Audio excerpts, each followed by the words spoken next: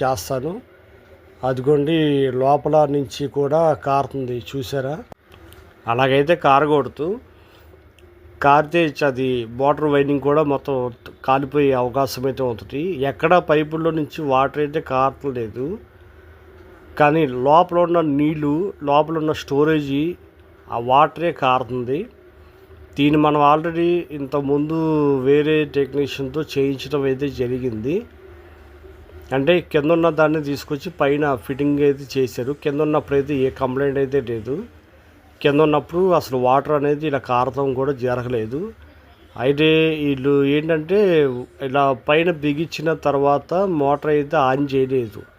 ఎందుకంటే bore motor వేసిన తర్వాత అయితే ఇలా నీళ్ళు కారుతున్నాయి కదా. ఇక మనం ఓడ తీసిన తర్వాత చూస్తే మొత్తం వైండింగ్ అంతా చాలా చక్కగానే బాగుంది. ఇక మొత్తం దాన్ని ఓడదీయటం జరిగిందనమాట. ఓడదీసిన తర్వాత లోపల చూస్తే పంప్ సెట్లో కంప్లైంట్ అనేది కనపడింది. అది ఇరిగిపోయింది.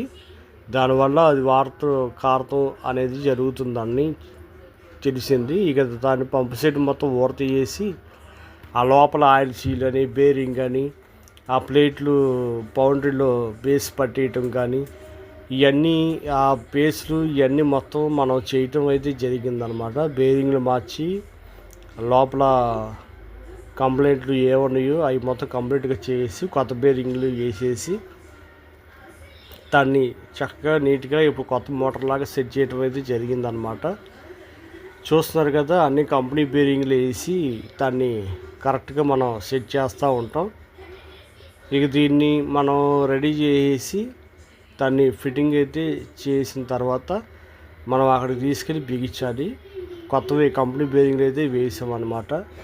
ఇది లోపల ఉన్న పంప్ సెట్లో ఉండే బేరింగ్. ఇది చాలా పెద్ద బేరింగ్. ఇది పంప్ సెట్లోనే ఉంటుంది. పంప్ సెట్ మొత్తం ఊరదీస్తే కానీ ఈ బేరింగ్ బయటికి రాదు.